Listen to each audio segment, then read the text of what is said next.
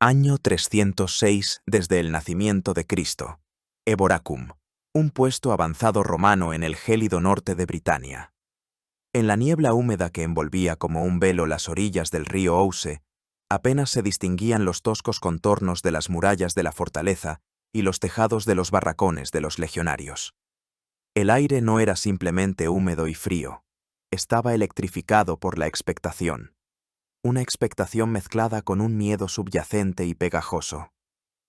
En el Palacio Imperial, residencia temporal del Augusto de Occidente, se extinguía no solo el día, sino toda una vida. La vida de Flavio Valerio Constancio, apodado Cloro por la palidez de su piel. El gran general, uno de los 4 pilares sobre los que se sostenía la frágil estructura de la tetrarquía de Diocleciano, estaba muriendo. Nadie en aquella húmeda fortaleza británica sabía todavía, nadie podía siquiera imaginar, que precisamente ese día, en ese lugar tan alejado del esplendor de la Roma eterna, los hilos del destino se anudarían en un nudo tan apretado y sangriento que cambiaría para siempre el curso de la historia.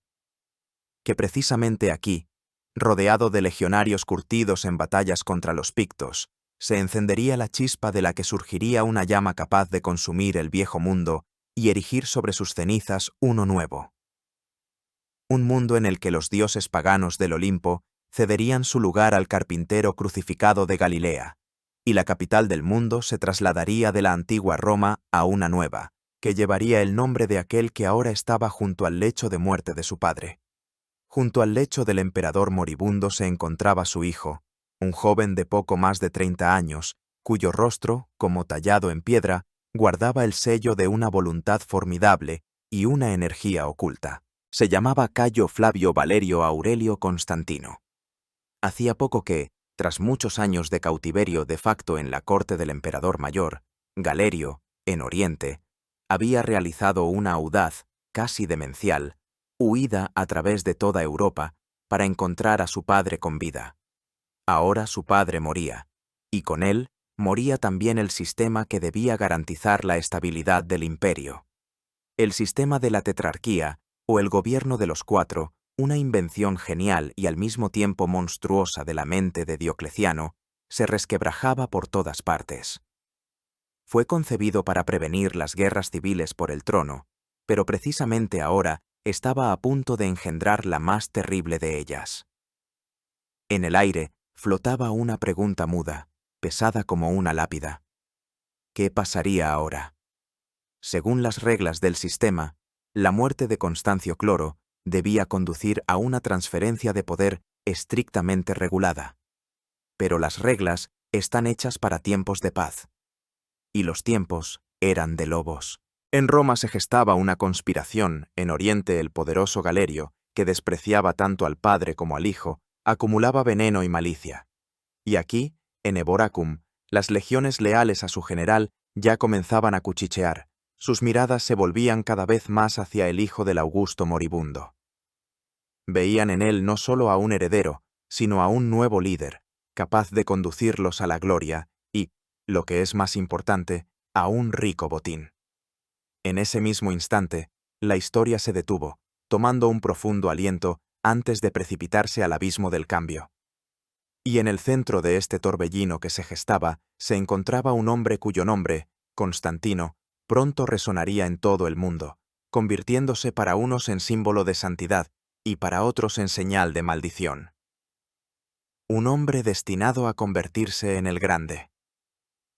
Antes de seguir a Constantino por su sangriento camino hacia el poder único, es necesario comprender el mundo en el que nació y creció. El siglo III de nuestra era pasó a la historia de Roma como la época de los emperadores soldados, un siglo de caos casi ininterrumpido. El imperio parecía estar mortalmente enfermo. En 50 años, desde el 235 hasta el 284, se sucedieron en el trono más de 20 emperadores legítimos y un sinnúmero de usurpadores, y casi todos murieron de forma violenta. Los gobernantes eran proclamados y depuestos por las legiones, que convirtieron el manto púrpura en una sentencia de muerte.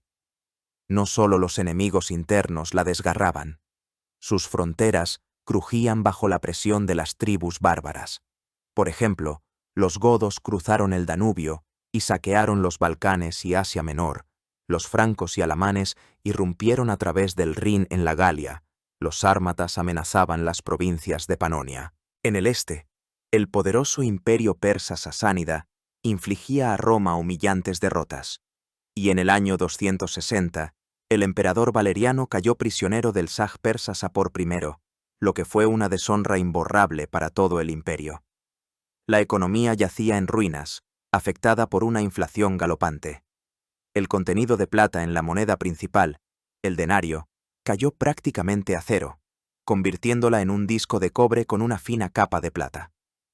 Las rutas comerciales, antaño seguras arterias del imperio, se convirtieron en presa de bandidos y piratas.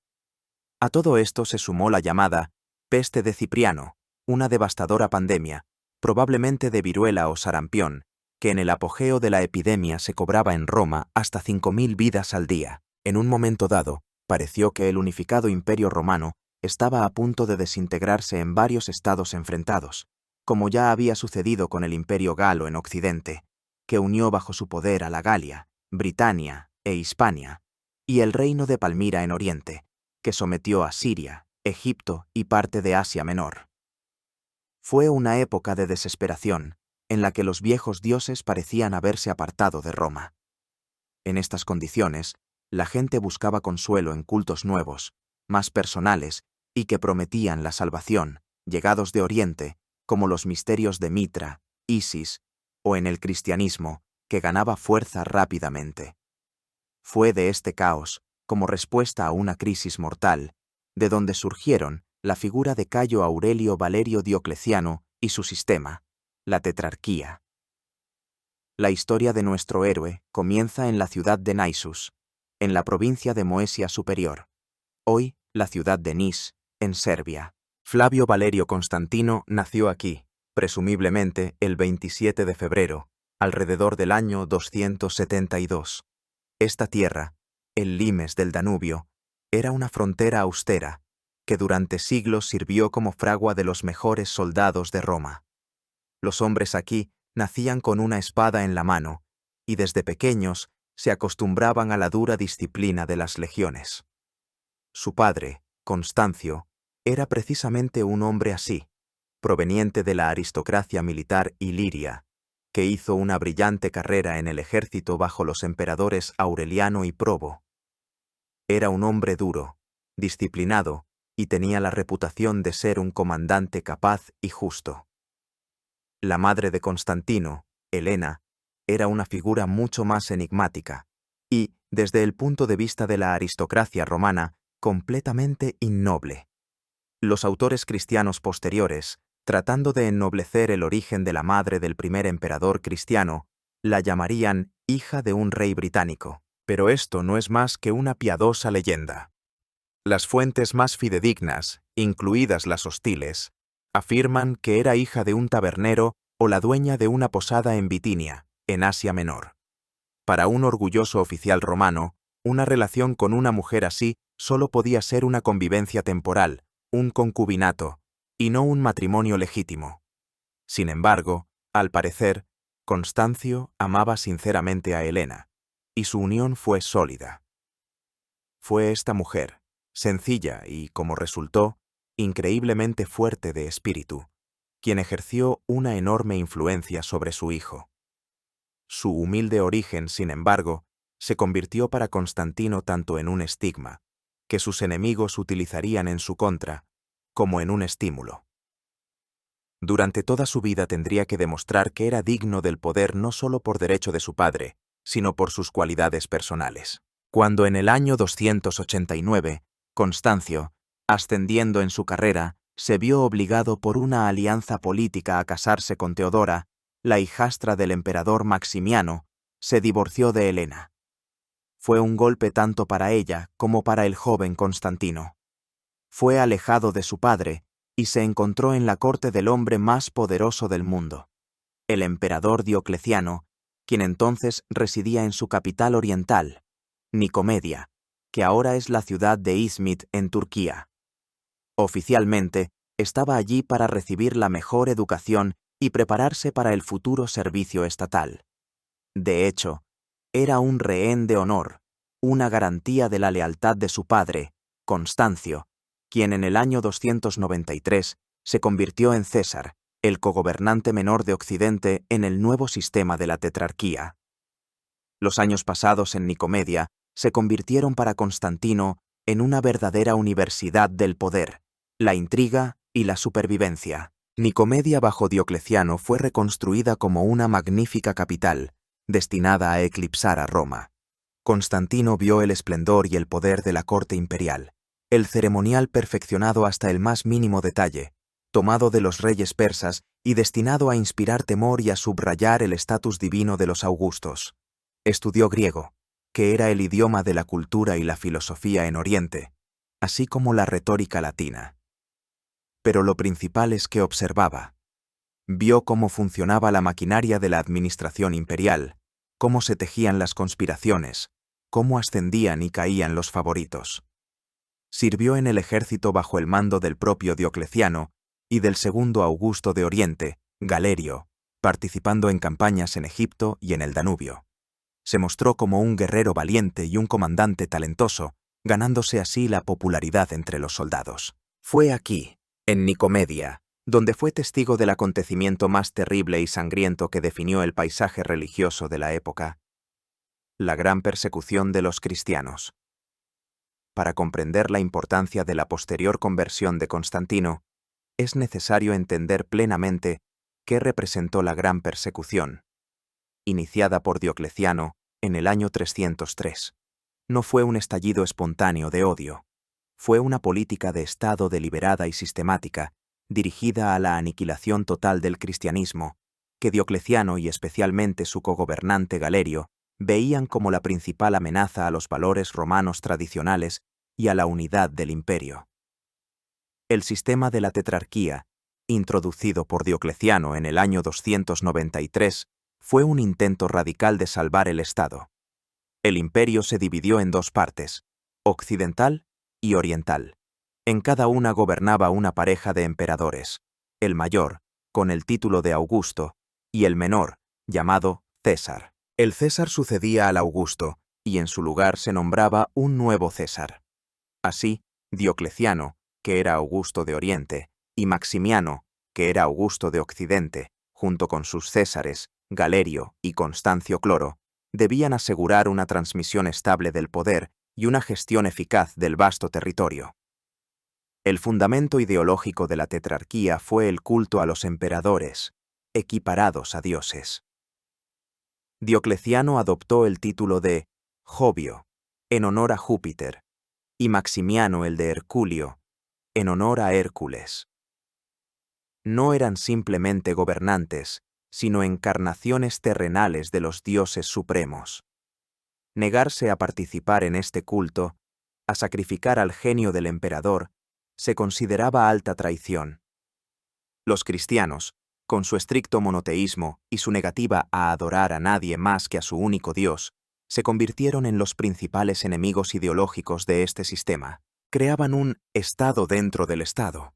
Sus comunidades estaban cohesionadas, sus obispos poseían una enorme autoridad, y su fe se extendía rápidamente por todas las capas de la sociedad, incluido el ejército e incluso la corte imperial. La esposa de Diocleciano, Prisca, y su hija Valeria, según algunas fuentes, simpatizaban con el cristianismo. Galerio, un pagano ferviente y un rudo soldado, convencía constantemente a Diocleciano de la necesidad de erradicar esta plaga. Y así, el 23 de febrero del año 303, día de la fiesta romana de las Terminalias, se emitió el primer edicto. Ordenaba la destrucción de las iglesias, la quema de los libros sagrados y la privación de todos los cargos y derechos a los cristianos. Constantino, que se encontraba en Nicomedia, vio con sus propios ojos cómo los soldados irrumpían en el principal templo cristiano de la ciudad, situado en una colina justo enfrente del palacio imperial, lo saqueaban y lo arrasaban. Aquello era solo el principio. Un segundo edicto ordenaba el arresto de todo el clero. El tercero permitía torturarlos para forzarlos a abjurar de su fe. El cuarto y más cruel edicto, del año 304, extendía la exigencia de sacrificar a los dioses a todos los cristianos sin excepción. Hombres, mujeres y niños. A quienes se negaban les esperaba una muerte atroz. El imperio se sumió en el terror. La persecución fue especialmente feroz en Oriente, en los dominios de Diocleciano y Galerio. Los cristianos eran crucificados, quemados a fuego lento, arrojados a las fieras. El historiador Eusebio de Cesarea, contemporáneo de los acontecimientos, dejó descripciones escalofriantes de estas ejecuciones. Escribió que a algunos los arrojaban como alimento a las fieras, y que vieron cómo no solo los arrastraban, sino que los lanzaban al aire con máquinas, de modo que sus piernas, pies y articulaciones se hacían añicos. Al mismo tiempo, en Occidente, en la Galia y Britania, bajo el gobierno del padre de Constantino, Constancio Cloro, las persecuciones fueron mucho más leves. Constancio, siendo un hombre tolerante y posiblemente simpatizante del monoteísmo solar, el culto al sol invicto, se limitó a destruir algunas iglesias, pero no tocó a las personas. Esta diferencia en la política de los padres se convertiría en un factor clave que en el futuro permitiría a Constantino posicionarse como defensor de los cristianos. Observando todo esto, Constantino sacaba sus conclusiones. Vio no solo la crueldad de las persecuciones, sino también su inutilidad. Vio la increíble fortaleza de los mártires, que no provocaba horror, sino admiración en muchos paganos. Comprendió que el cristianismo no era solo una secta, sino una fuerza poderosa y organizada que no se podía destruir con violencia. Quizás fue entonces cuando en su mente pragmática nació la idea de que esta fuerza no debía ser destruida, sino utilizada. En el año 305 ocurrió un acontecimiento inaudito en la historia romana. Diocleciano, cansado del poder y aquejado por una enfermedad, abdicó voluntariamente en Nicomedia y obligó a su cogobernante Maximiano a hacer lo mismo en Milán. El poder pasó a sus césares. Galerio se convirtió en Augusto de Oriente y Constancio Cloro en Augusto de Occidente. Según la lógica del sistema y las expectativas generales, los nuevos césares debían ser Constantino y Magencio, el hijo de Maximiano. Todos lo esperaban. Pero Galerio, que odiaba y temía a Constantino por su popularidad y sus habilidades, impuso su voluntad. Los nuevos césares fueron sus protegidos, a saber, Flavio Severo en Occidente y Maximino Daia en Oriente, su propio sobrino. Para Constantino, no fue solo una humillación, fue una amenaza mortal. Permaneció en la corte de Galerio en calidad de rehén, y su vida pendía de un hilo. Su padre, Constancio, desde la lejana Galia, enviaba cartas a Galerio pidiendo que dejara ir a su hijo, alegando su delicada salud y la necesidad de ayuda en la próxima campaña en Britania. Galerio se negó durante mucho tiempo, pero finalmente, bajo la presión de las circunstancias y, quizás, no queriendo una ruptura abierta con Constancio, aceptó a regañadientes. La leyenda cuenta que Galerio firmó el salvoconducto por la tarde, con la intención de cancelar su orden por la mañana o enviar una partida en persecución de Constantino. Pero Constantino no era tan simple. Al recibir el permiso, huyó esa misma noche. Galopó hacia el oeste por las principales calzadas imperiales, utilizando el sistema de postas estatales. En cada posta, cambiaba los caballos cansados por otros frescos y mutilaba al resto, cortándoles los tendones, para que no pudieran perseguirlo. Fue una carrera desesperada hacia la libertad y el poder a través de toda Europa. Llegó a tiempo. Encontró a su padre en Bononia, que ahora es la ciudad de Boulogne, justo antes de su partida para la expedición contra los pictos y los escotos en Britania. Padre e hijo, separados durante muchos años, finalmente se reunieron. Juntos cruzaron el Canal de la Mancha, llevaron a cabo una exitosa campaña militar en el norte de la isla, llegando hasta el muro de Antonino. Pero la salud de Constancio estaba quebrantada. El 25 de julio del año 306 murió en Eboracum. Antes de morir, Según afirman las fuentes leales a Constantino, Constancio proclamó a su hijo único heredero del título de Augusto. Pero incluso si esto fue así, según las leyes de la tetrarquía, no tenía validez. El poder debía pasar al César Severo. Sin embargo, las legiones acuarteladas en Britania, incluida la famosa Sexta Legión Victoriosa, tenían su propia opinión. Los soldados, a quienes Constancio había recompensado generosamente y que admiraban la valentía y la generosidad de su hijo, no querían ver como gobernante a un Severo lejano y desconocido para ellos. Inmediatamente después de la muerte de Constancio, por iniciativa de un jefe germano al servicio de Roma, el rey de los alamanes Croco, proclamaron a Constantino Augusto y lo elevaron sobre sus escudos, vistiéndolo con la púrpura imperial. Fue un acto de alta traición, un desafío directo al sistema de la tetrarquía y personalmente al hombre más poderoso del imperio, Galerio.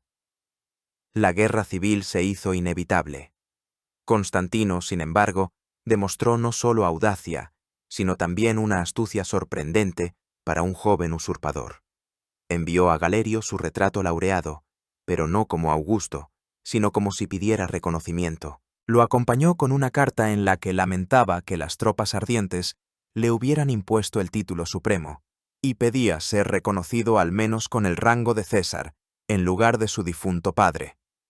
Galerio se enfureció. Quiso quemar tanto el retrato como al mensajero, pero sus consejeros lo disuadieron, señalando que una guerra abierta con un Constantino popular entre las tropas era peligrosa. A regañadientes, Galerio aceptó un compromiso. Reconoció a Severo como Augusto de Occidente y a Constantino le concedió el título de César. Constantino aceptó. Por el momento. Había obtenido legitimidad, tiempo y una plataforma para la lucha futura. El caos de la tetrarquía no había hecho más que empezar. La púrpura imperial, antaño símbolo de poder inquebrantable y orden divino, se había convertido en estos años en una trampa mortal. El sistema de Diocleciano, diseñado para acabar con los usurpadores, los había engendrado en números sin precedentes. Cualquiera que tuviera legiones y ambición podía ahora aspirar al poder supremo. Roma, el antiguo corazón del imperio, se sentía humillada. Ya no era la capital, pues los emperadores gobernaban desde Treverís, Milán, Nicomedia, pero no desde la ciudad eterna. La guardia pretoriana, que antaño ponía y quitaba emperadores, había sido despojada de sus privilegios. Peor aún, Galerio pretendía imponer a los habitantes de Roma, hasta entonces exentos de impuestos directos, un impuesto de capitación y territorial, como a simples provincianos. Esta humillación no podía durar para siempre, y mientras Constantino fortalecía su poder en la Galia, luchando contra los francos en el Rin y ganándose la reputación de gobernante justo, en Roma se preparaba para subir al escenario su principal adversario. El 28 de octubre del año 306, solo 3 meses después de la proclamación de Constantino como emperador, estalló un motín en Roma. Los pretorianos, descontentos por la política fiscal y heridos en su orgullo, en connivencia con la nobleza romana, proclamaron emperador a Magencio, hijo del viejo emperador retirado a la fuerza, Maximiano Herculio. Magencio era la antítesis completa de Constantino. Los autores antiguos lo describen como afeminado, cruel, propenso al lujo y a la tiranía, pero no obstante, supo jugar hábilmente con los sentimientos de los romanos, prometiendo devolver a la ciudad su antigua grandeza. Su gobierno en Roma e Italia fue recordado no solo por la abolición de los odiados impuestos de Galerio, sino también por una tiranía creciente. Los autores cristianos lo acusaban de libertinaje y de secuestrar a las esposas de los senadores, y los paganos de superstición y crueldad desmedida. Desplegó en Roma un vasto programa de construcción, erigiendo la grandiosa basílica que llevaba su nombre y un enorme circo, pero lo financió mediante confiscaciones y exacciones forzosas, con lo que se enemistó tanto con la nobleza como con el pueblo llano. Así, para el año 312, se presentaba a los ojos de muchos no como el salvador de Roma, sino como su opresor, lo que proporcionaba a Constantino la justificación moral perfecta para la invasión. Galerio ordenó al Augusto legítimo, Severo, que sofocara la rebelión. Severo marchó sobre Roma con un gran ejército, pero allí le esperaba el fracaso. Muchos de sus soldados habían servido anteriormente bajo el mando del padre de Magencio, Maximiano. Para fortalecer la posición de su hijo, el viejo emperador Maximiano volvió a vestir la púrpura. Sobornados por los agentes del usurpador y no queriendo luchar contra su antiguo comandante, las tropas de Severo se pasaron al bando de los rebeldes. Severo huyó a la inexpugnable Rávena, donde fue asediado y, creyendo las falsas promesas de Maximiano de perdonarle la vida, se rindió. Fue llevado a Roma como prisionero y poco después obligado a suicidarse. La muerte del Augusto legítimo fue un golpe demoledor para la autoridad de Galerio. Ahora le tocaba el turno al propio Galerio. En el año 307, dirigió personalmente un enorme ejército a Italia para vengar a Severo y aplastar a Magencio. Pero también a él le esperaba el fracaso. Magencio, habiendo fortificado Roma y utilizando la táctica de tierra quemada, evitó una batalla decisiva. Los soldados de Galerio, sin recibir suministros y seducidos por generosas promesas, comenzaron a desertar. Temiendo correr la misma suerte que Severo, Galerio se vio obligado a retirarse ignominiosamente de Italia. En este juego enrevesado, Constantino se comportó con extrema cautela. Mientras Galerio y Magencio se debilitaban mutuamente, él fortalecía su frontera del Rin, construía ciudades, y fue entonces cuando se sentaron las bases de la futura Treveris como una magnífica residencia imperial, y se forjaba una reputación como protector de las provincias. Magencio, en busca de aliados, ofreció a Constantino la mano de su hermana Fausta y el título de Augusto. Constantino aceptó. Este matrimonio dinástico fortalecía su legitimidad. En el año 307, en Treveris, se celebró una suntuosa boda, a la que asistió también el viejo Maximiano. Constantino se convirtió oficialmente en yerno de la familia imperial de los Herculios. Sin embargo, esta alianza estaba condenada. El viejo intrigante Maximiano, habiéndose peleado con su propio hijo por el poder, huyó a la corte de Constantino en la Galia. En el año 310, aprovechando la ausencia de su yerno, que estaba en campaña contra los francos, el anciano intentó levantar un motín en Arelate, que ahora es la ciudad de Arles, y apoderarse del tesoro. Pero Constantino, demostrando una velocidad increíble, regresó a marchas forzadas, encerró a su suegro en Masilia, la actual Marsella, y lo obligó a rendirse. Poco después, Maximiano se suicidó, o fue asesinado por orden de Constantino. Así, Constantino se deshizo de un pariente peligroso e impredecible. La muerte de Galerio por una terrible enfermedad en el año 311 destruyó definitivamente el sistema de la tetrarquía.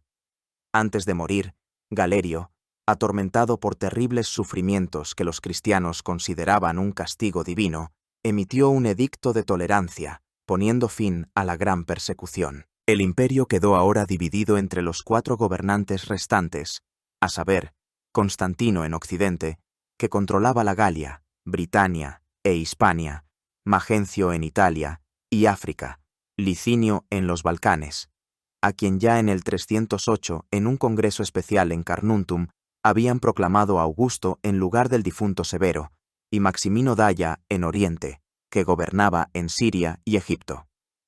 El frágil equilibrio no podía durar mucho, y Constantino decidió atacar primero. En el año 312, con el pretexto de liberar a Roma de la tiranía de Magencio, Constantino inició su famosa campaña de Italia. Fue una aventura en toda regla. Magencio disponía de un ejército mucho mayor, unos 100.000 hombres, incluida la Guardia Pretoriana y destacamentos de élite de moros. Controlaba las ciudades bien fortificadas del norte de Italia y la inexpugnable Roma. Constantino tenía unos 40.000 veteranos curtidos en las batallas del Rin, pero esto era claramente insuficiente para tal campaña. Sin embargo, apostaba por la velocidad, la sorpresa y la alta moral de sus tropas. Tras cruzar los Alpes por el paso del Mont Cenis, irrumpió rápidamente en Italia. El primer obstáculo serio fue la fuertemente fortificada Segusio, la actual Susa. Las puertas estaban cerradas, las murallas llenas de defensores. Constantino ordenó incendiar las puertas y se lanzó el primero al asalto. La ciudad cayó. Siguiendo adelante, llegó a Turín, donde se enfrentó a la caballería pesada de Magencio, los clibanarios, acorazados junto con sus caballos. Constantino aplicó una astuta táctica. Sus infantes, armados con pesadas mazas con puntas de hierro, se metían bajo los caballos, golpeando no a los jinetes, sino a sus monturas, y desorganizaban las filas de la caballería acorazada. La victoria de Turín le abrió el camino a Milán. La batalla más sangrienta de esta campaña tuvo lugar cerca de Verona. Allí se había atrincherado uno de los mejores generales de Magencio, Ruricio Pompeyano. Verona estaba rodeada por el río Adigio, lo que la hacía casi inexpugnable. Constantino asedió la ciudad, mientras que Pompeyano logró escapar, reunir un nuevo ejército y atacar a los sitiadores por la retaguardia. Constantino se encontró entre dos fuegos. Demostrando un genio táctico prodigioso, dividió su ejército, dejando una parte para continuar el asedio, y con las mejores fuerzas se dio la vuelta y atacó al ejército de Pompeyano. La batalla fue increíblemente encarnizada y duró toda la noche. Constantino luchó personalmente en las primeras filas, inspirando a sus soldados. Al amanecer, el ejército de Pompeyano estaba derrotado, y él mismo había caído en combate. Verona se rindió. El camino a Roma estaba abierto. Magencio, que hasta entonces se había quedado en la capital, cometió un error fatal. En lugar de seguir utilizando la ventaja de las inexpugnables murallas de Roma y esperar a que el ejército de Constantino se agotara en el asedio, influido por presagios desfavorables y las murmuraciones de los romanos que lo acusaban de cobardía, decidió dar una batalla general. Sacó a sus tropas de la ciudad y las cruzó por el Tíber a través de un puente de pontones construido junto al viejo puente Milvio. Estaba absolutamente seguro de su victoria. Pero el día antes de esta batalla, el 27 de octubre de 312, ocurrió un suceso que cambiaría para siempre no solo el destino de Constantino, sino de todo el mundo occidental. El mundo estaba al borde de la mayor revolución religiosa. Pero esta revolución necesitaba su líder terrenal, una espada que le abriera el camino. Y así, a orillas del Tíber, donde debían enfrentarse dos ejércitos romanos, no se enfrentaron simplemente dos pretendientes al trono. Se enfrentaron dos épocas: la vieja Roma pagana, que confiaba en la adivinación por las entrañas de los animales y en la voluntad de los caprichosos dioses del Olimpo, y el mundo cristiano naciente, que extraía su fuerza de la fe en un único Dios todopoderoso. Y en ese preciso momento, según afirman los historiadores cristianos, los cielos dieron una señal destinada a un solo hombre, de cuya decisión dependían los destinos de millones. Sobre lo que ocurrió exactamente la víspera de la batalla, existen dos versiones principales, ambas procedentes de personas del círculo más cercano a Constantino. La primera pertenece al rétor Lactancio, quien escribió su obra sobre las muertes de los perseguidores, apenas unos años después de los acontecimientos. Informa que, por la noche, en un sueño, se le ordenó a Constantino que inscribiera en los escudos de sus guerreros el signo celestial de Dios, y luego entrara en batalla. La segunda versión, más tardía y mucho más conocida, pertenece al obispo Eusebio de Cesarea, quien escribió la vida de Constantino ya después de la muerte del emperador. Eusebio afirma haber oído esta historia del propio Constantino, confirmada bajo juramento. Según este relato, ya durante la marcha sobre Roma, de día, Constantino y todo su ejército vieron en el cielo, sobre el sol, una señal de la cruz, formada por luz, y junto a ella una inscripción en griego, que en latín suena como in hoc signo vinces, y en español, con este signo vencerás. Esta visión lo impresionó, y la noche siguiente se le apareció en sueños el propio Cristo, quien le ordenó fabricar un estandarte de guerra similar al que había visto en el cielo y usarlo como protección en las batallas. Este estandarte recibió el nombre de lábaro. Consistía en una larga lanza con un travesaño del que colgaba un trozo de tela de seda. En la parte superior de la lanza se encontraba el monograma del nombre de Cristo, compuesto por las dos letras griegas chi y ro, superpuestas. ¿Qué fue aquello en realidad? ¿Un milagro? ¿Una alucinación de un general cansado? ¿Un fenómeno atmosférico, como un parhelio o un halo solar, que un general pragmático interpretó a su favor? ¿O un sutil cálculo psicológico y político? Los historiadores debaten sobre ello hasta el día de hoy. Los escépticos señalan que Constantino, hasta el final de su vida, continuó utilizando también simbología pagana, en particular la de su protector personal, el Sol Invicto. El monograma Chi-Rho podría haberse entendido también como una abreviatura de la palabra griega kreston, que significa bueno o favorable. Quizás fue una jugada genial, pues para los guerreros cristianos, que ya no eran pocos en el ejército, era el signo de Cristo, y para los paganos, simplemente un buen presagio. Pero sea como fuere, Constantino tomó su decisión. Se lo jugó todo, su vida y su imperio, vinculando su destino al Dios de los cristianos. El 28 de octubre de 312, los ejércitos se enfrentaron en el puente Milvio. El ejército de Magencio ocupaba una posición desfavorable, presionado contra el río Tíber. Constantino, cuyos guerreros estaban animados por el nuevo estandarte y la fe en la ayuda divina, lanzó sobre el enemigo toda la fuerza de su caballería e infantería curtidas en batalla. El combate fue tenaz, pero pronto las tropas de Magencio vacilaron y comenzaron a retirarse desordenadamente hacia el puente de pontones que ellos mismos habían construido. En una terrible estampida, el puente no resistió y se derrumbó, arrastrando a las turbias aguas del Tíber a cientos de soldados. El propio Magencio, intentando huir, también se ahogó en el río. Al día siguiente, su cuerpo fue encontrado, su cabeza fue cortada y llevada en una pica por las calles de Roma, como prueba irrefutable de la victoria de Constantino y la muerte del tirano. Constantino entró en Roma como un triunfador. El Senado se apresuró a declararlo Augusto Mayor.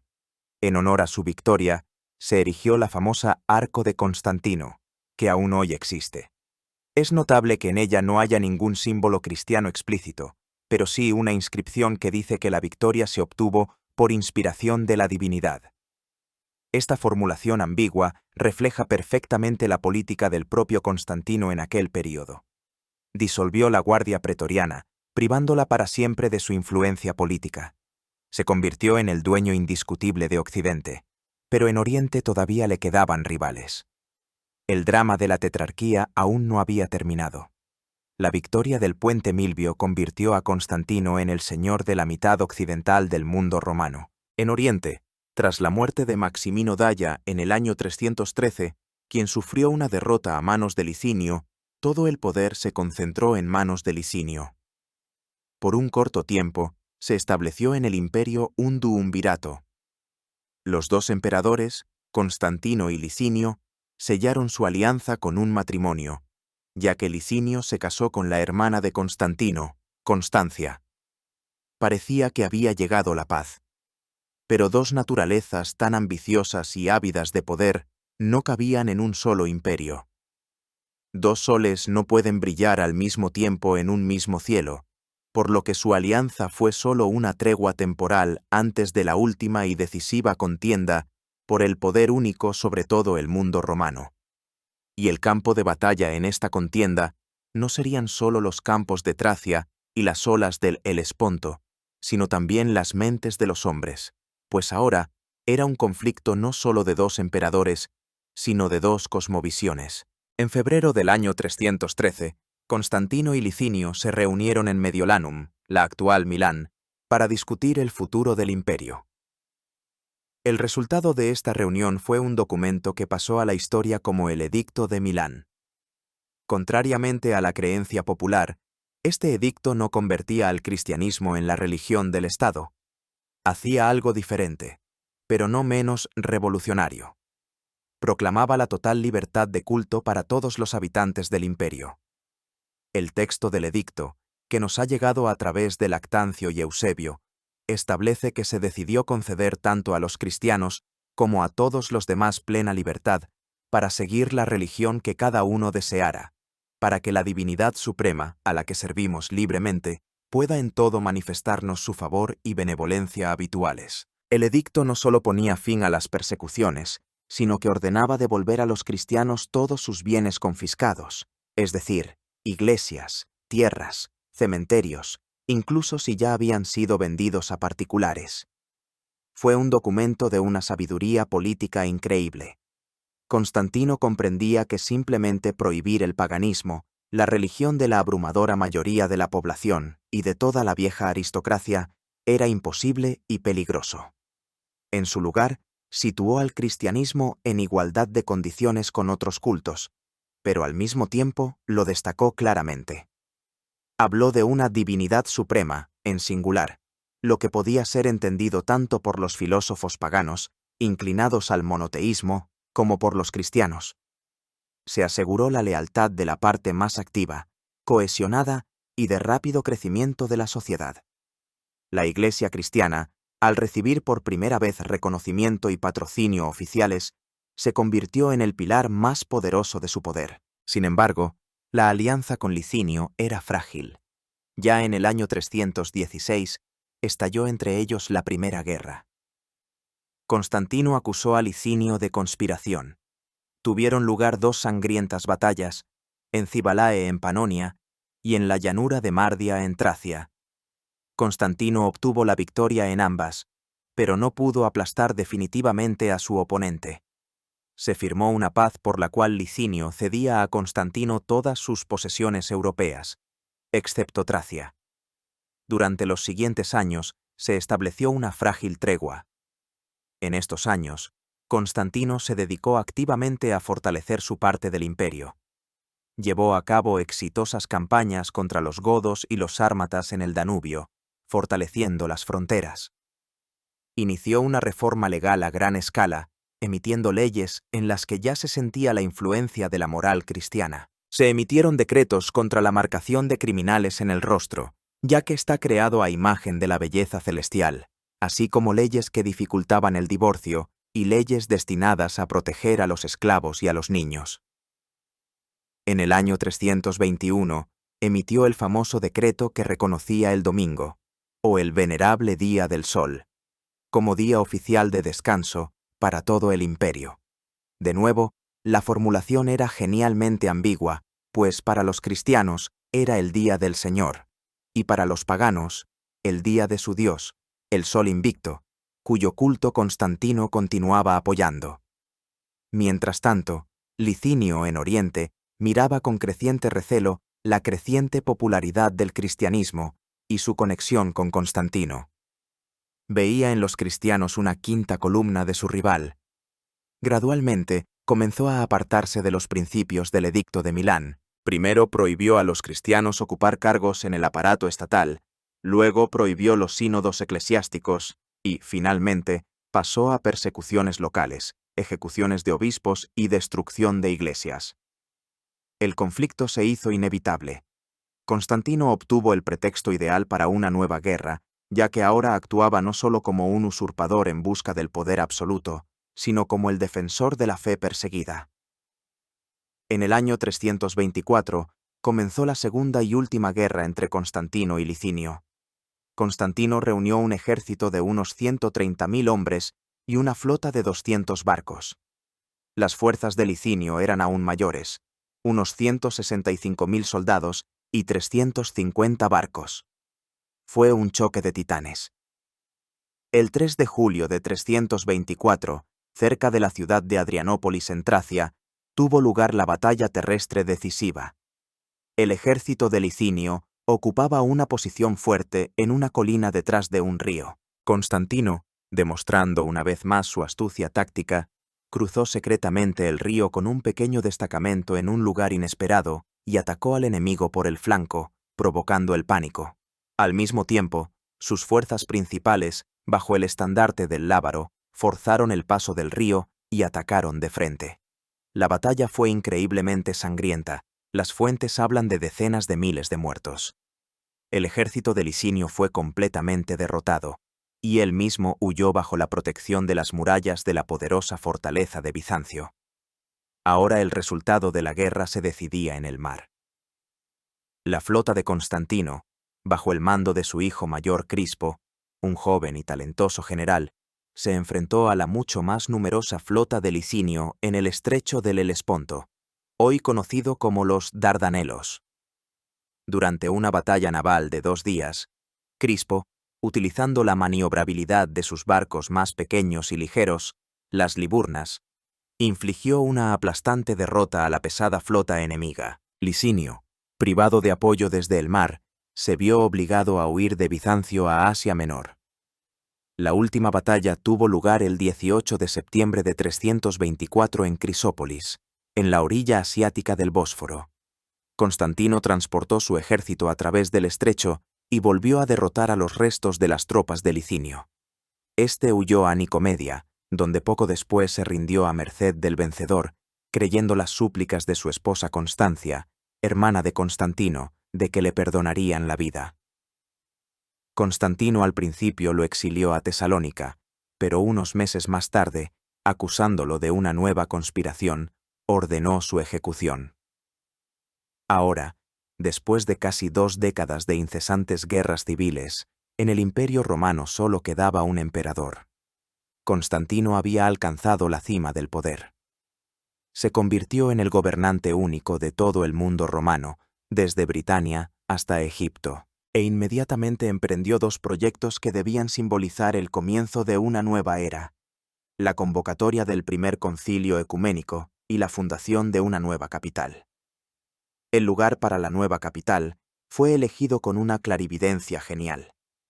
Era la antigua ciudad griega de Bizancio, situada en un promontorio estratégicamente importante, en la encrucijada de Europa y Asia, controlando la ruta marítima del Mar Negro al Mediterráneo. Constantino apreció sus increíbles ventajas defensivas y comerciales. Esta ciudad no estaba ligada al pasado pagano ni a la oposición senatorial de la vieja Roma. Debía ser su ciudad, la nueva Roma, libre de la sangre y los ídolos del pasado. El 8 de noviembre del año 324 tuvo lugar la solemne ceremonia de fundación de la ciudad. Miles de trabajadores, soldados y artesanos fueron reunidos de todo el imperio. Para decorar la nueva capital, Constantino no dudó en saquear los antiguos centros de la cultura helénica, como Atenas, Delfos, Éfeso. De allí se llevaron estatuas, columnas, obras de arte. La ciudad se construyó a una escala sin precedentes. Se erigió un hipódromo, foros, palacios, acueductos y, por supuesto, numerosas iglesias cristianas. El 11 de mayo del año 330 tuvo lugar la ceremonia oficial de consagración de la ciudad, que recibió el nombre de Constantinopla, que significa la ciudad de Constantino. Estaba destinada a ser durante 1000 años la capital del Imperio Romano de Oriente, o Imperio Bizantino, la ciudad más grande y rica del mundo cristiano. Habiendo obtenido la victoria en los campos de batalla, Constantino se enfrentó a un enemigo mucho más astuto y escurridizo, la división dentro de la propia Iglesia cristiana, que había elegido como su pilar. Buscaba la unidad en el imperio, pero descubrió que los cristianos, unidos en su fe en Cristo, mantenían feroces disputas sobre su naturaleza. Desde Alejandría, el centro intelectual de Oriente, se extendía por todo el imperio la doctrina del presbítero Arrio, que amenazaba con hacer estallar la Iglesia desde dentro. La batalla por el poder único había sido ganada, pero ahora comenzaba la batalla por una fe única. Y el emperador, que hasta ayer había sido pagano, asumió el inaudito papel de árbitro en las más sutiles disputas teológicas. La controversia arriana, que a primera vista puede parecer a un hombre moderno una escolástica abstracta, tenía una importancia colosal para la gente del siglo IV. La cuestión era: quién era Jesucristo. Arrio, un lógico y asceta, enseñaba que el Hijo, es decir, Cristo, no es igual al Padre, es decir, a Dios. Es la creación suprema de Dios, perfecta, pero aún así creada, y por lo tanto hubo un tiempo en que no existía. El Hijo, según Arrio, no es consustancial, sino de sustancia similar al Padre, es decir, es un intermediario entre Dios y el mundo, pero no Dios mismo. A esta doctrina se opusieron ferozmente el obispo y luego arzobispo de Alejandría, Alejandro, y su joven y enérgico diácono, Atanasio. Ellos afirmaban que el Hijo es coeterno y consustancial, en griego, homoousios, con el Padre. Es decir, Cristo no es una creación, sino Dios, en la misma medida que el Padre, de una misma esencia con Él.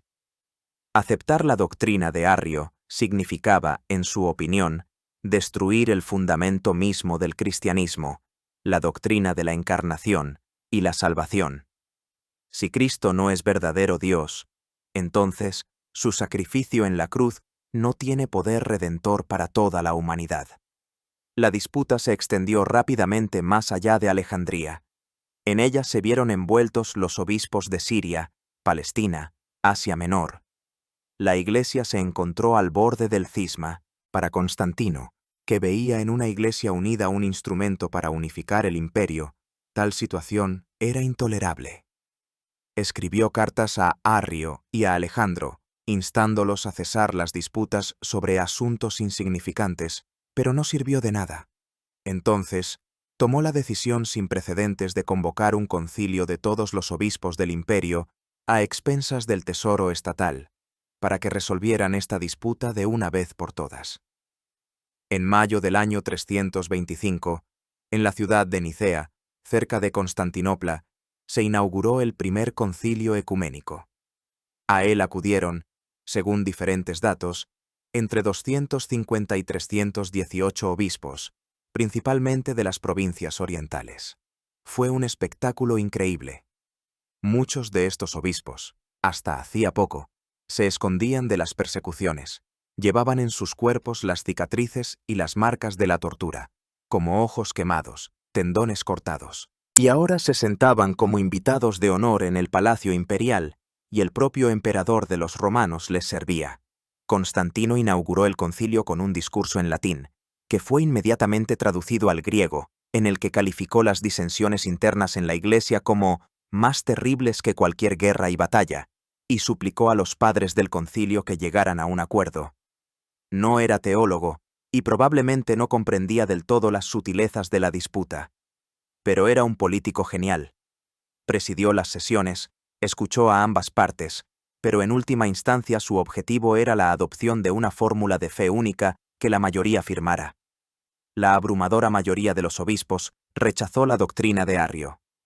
El punto clave fue la adopción del término homoousios, es decir, consustancial, en el que insistió el partido de Atanasio y que el emperador apoyó. Sobre la base de este término se elaboró el símbolo de Nicea, un breve resumen de los principales dogmas del cristianismo, que con algunas adiciones se utiliza en la mayoría de las iglesias cristianas de hoy. Declaraba que el Hijo es engendrado, no creado, consustancial al Padre. Arrio y algunos de sus seguidores más cercanos se negaron a firmar este símbolo y fueron enviados al exilio. Su doctrina fue condenada como herejía. Parecía que la victoria era completa. Constantino había logrado su objetivo: una unidad aparente. Sin embargo, en realidad, el concilio de Nicea no terminó, sino que solo inició las controversias arrianas, que atormentarían a la Iglesia durante más de medio siglo. El propio Constantino, en sus últimos años de vida, bajo la influencia de su entorno, incluida su propia hermana Constancia, se ablandaría con respecto a los arrianos e incluso haría regresar a Arrio del exilio. Pero el precedente estaba sentado. A partir de entonces, el emperador se consideró con derecho a intervenir en los asuntos de la Iglesia, y la Iglesia, a su vez, dependía cada vez más de la voluntad del emperador. La alianza del trono y el altar, que definiría el destino de Bizancio y de toda la Europa medieval, estaba sellada. en la cima de su poder, habiendo logrado todo lo que un mortal podría soñar, convertido en el gobernante único del mundo y protector de una nueva religión victoriosa, Constantino se enfrentó a un enemigo del que no salvan ni las legiones ni las señales divinas. Este enemigo acechaba en su propia casa, en su propia familia. El año 326, el siguiente al triunfal concilio de Nicea, fue para el emperador un año de tragedia personal, sombría y enigmática. El sol de su gloria se eclipsó por un instante, manchado por la sangre de sus seres más queridos. El drama que se desarrolló en la familia imperial sigue siendo hasta hoy uno de los misterios más oscuros de su reinado. Crispo era el hijo mayor de Constantino, nacido de su primera esposa o concubina, Minervina.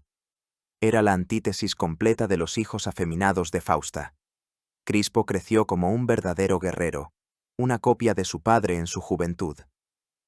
Fue un talentoso general, como lo demostró en las campañas del Rin y en la brillante victoria naval sobre la flota de Licinio.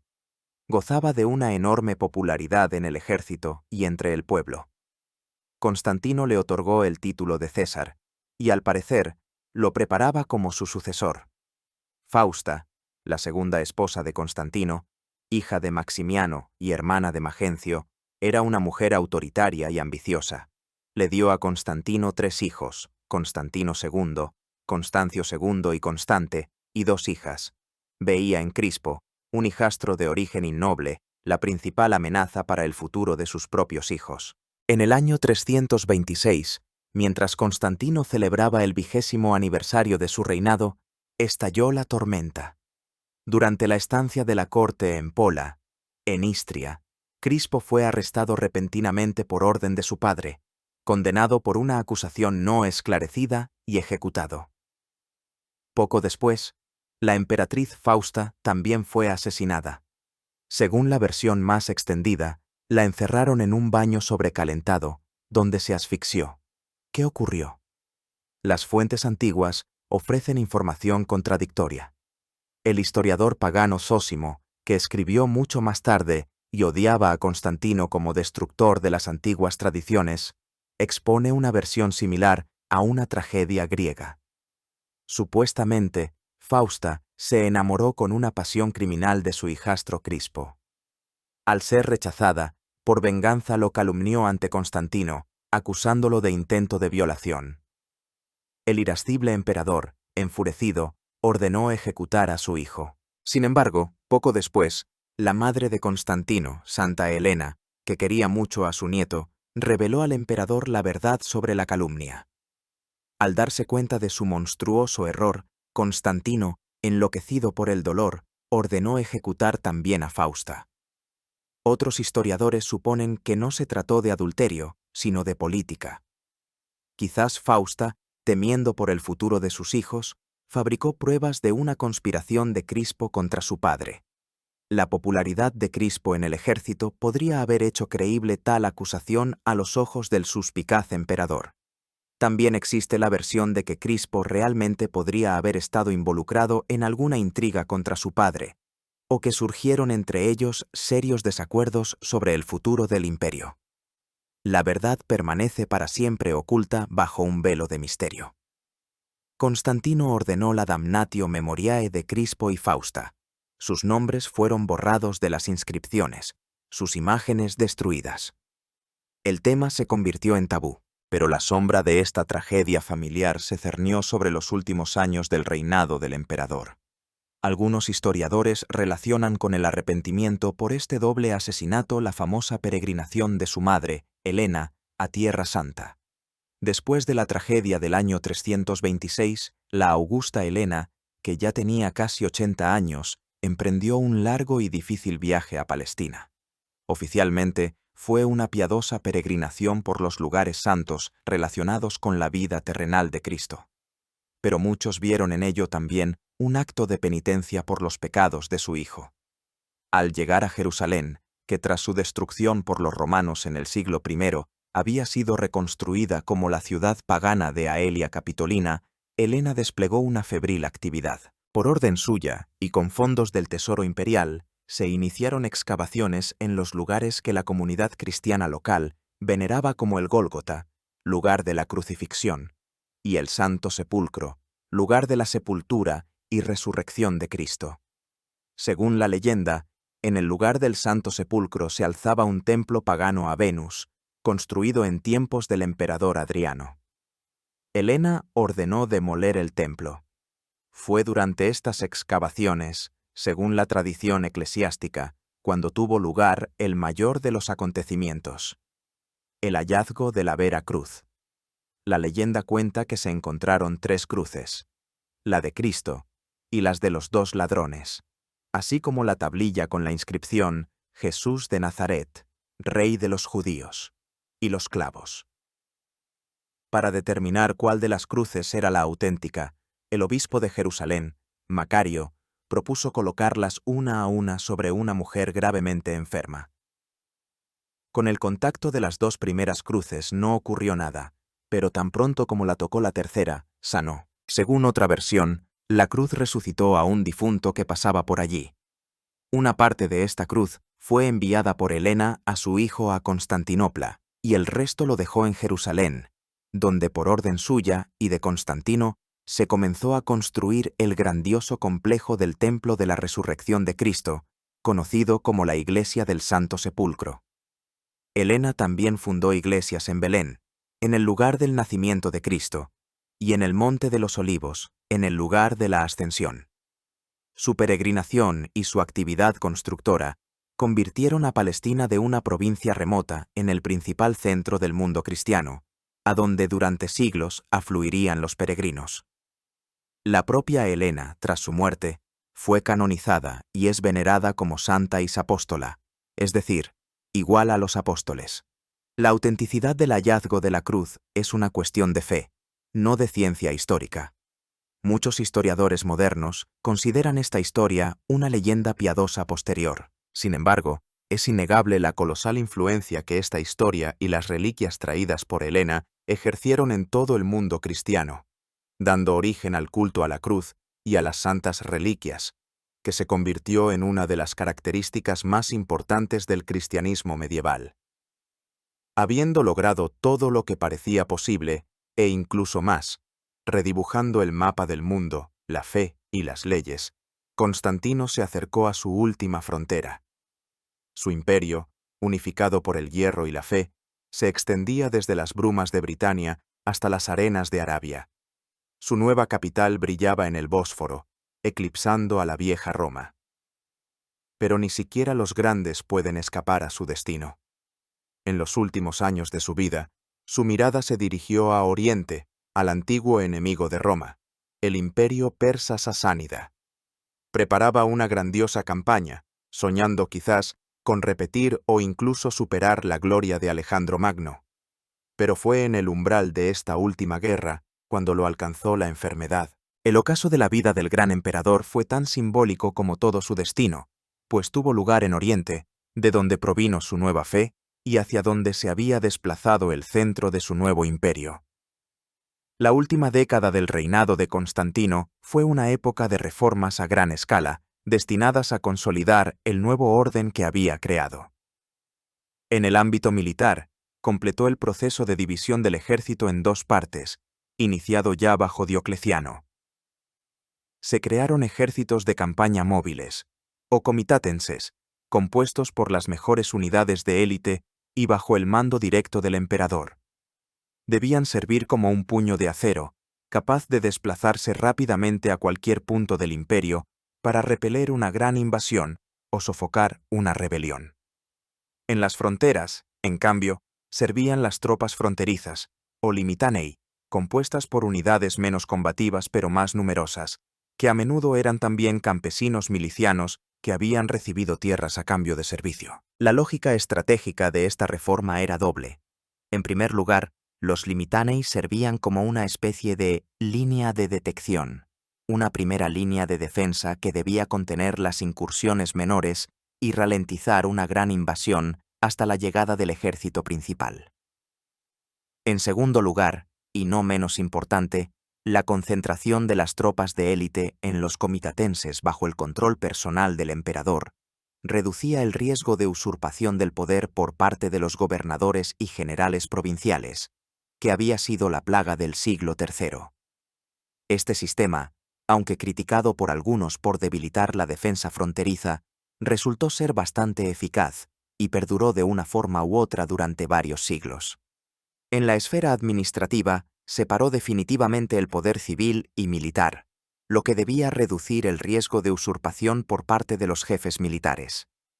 Se creó una compleja jerarquía de funcionarios civiles, encabezada por los prefectos del pretorio. Todo el imperio se dividió en varias grandes prefecturas, estas a su vez en diócesis, y las diócesis en provincias.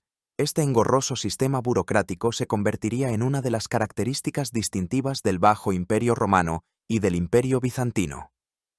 En el ámbito financiero, su principal logro fue la introducción de una nueva moneda de oro, el sólido. A diferencia de las monedas de plata y bronce, constantemente devaluadas, el sólido mantuvo su pureza y peso durante casi 7 siglos, convirtiéndose en una especie de dólar de la antigüedad y la Edad Media. Esto estabilizó la economía, pero al mismo tiempo supuso una pesada carga fiscal para la población, ya que ahora los impuestos debían pagarse en oro. Esto creó una economía dual. Las finanzas estatales, el ejército y el gran comercio operaban con oro estable, mientras que la vida cotidiana de la gente común, especialmente en el campo, seguía dependiendo de la devaluada moneda de cobre. Para los pequeños terratenientes y artesanos, la necesidad de pagar impuestos en sólidos, que eran difíciles de conseguir, a menudo significaba la ruina y la servidumbre por deudas. Las reformas más controvertidas y discutidas se referían a su política religiosa. ¿Fue Constantino un cristiano genuino o un pragmático cínico que utilizó a la Iglesia para sus propios fines? Esta pregunta probablemente nunca tendrá una respuesta unívoca.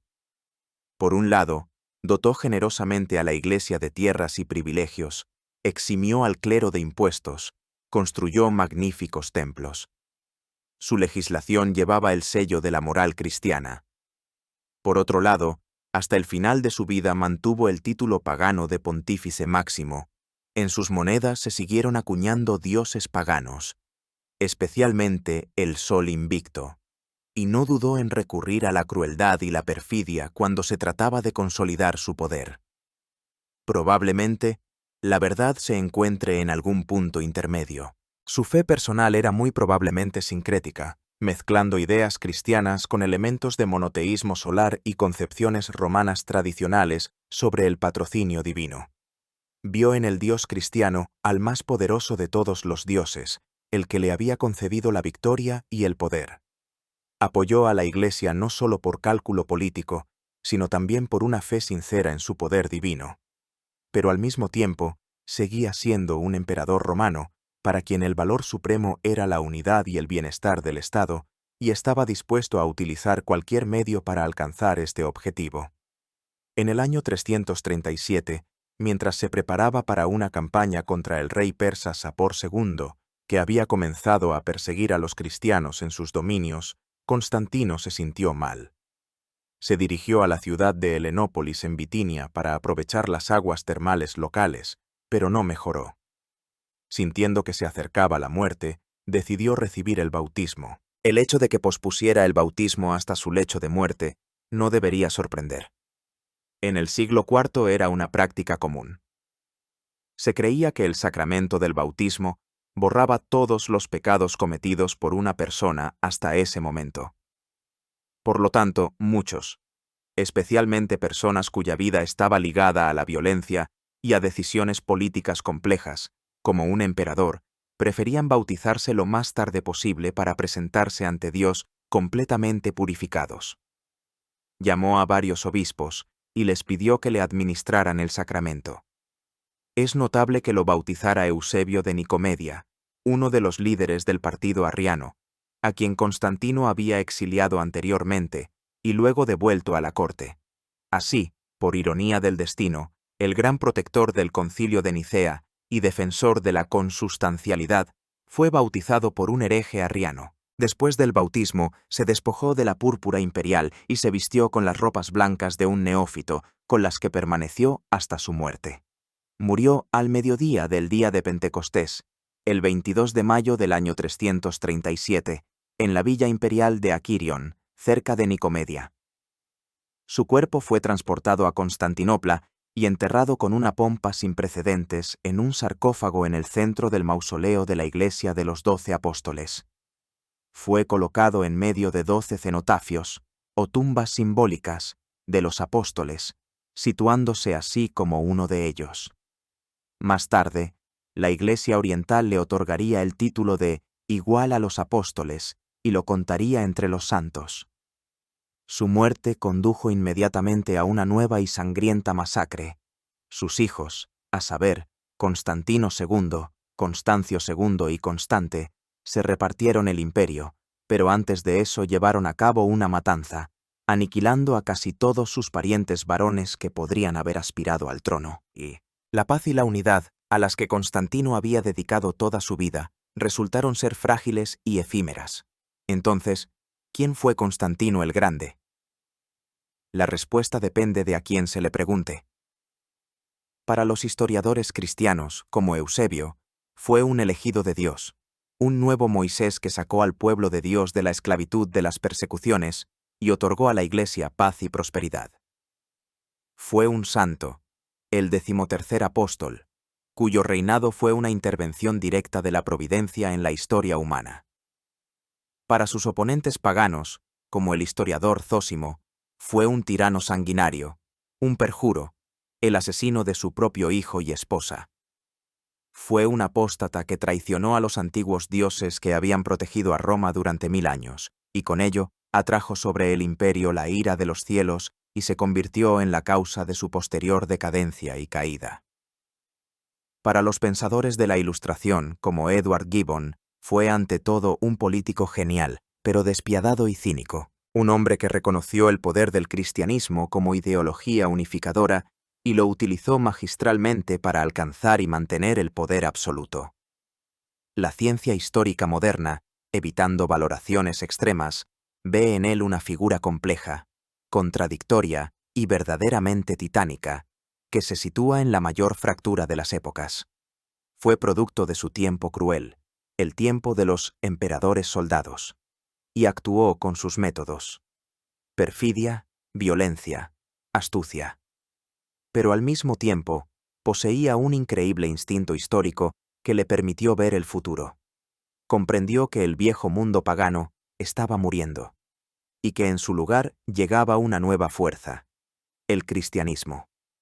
Y no luchó contra esta corriente, como sus predecesores, sino que intentó encabezarla y dirigirla en la dirección que le convenía. Su legado es colosal y polifacético. Puso fin a las persecuciones de los cristianos y transformó a una secta perseguida en la fuerza más influyente del imperio. Este paso definió toda la historia posterior de Europa y del mundo. Fundó Constantinopla, la Nueva Roma, que durante 1000 años se convirtió en el centro de la civilización cristiana oriental y en el escudo de Europa contra las invasiones orientales. Sentó las bases del modelo bizantino de sinfonía, o alianza del poder secular y espiritual, que se convirtió en un modelo para muchos estados de la Edad Media, incluida la antigua Rus. No fue un santo en el sentido hagiográfico de la palabra.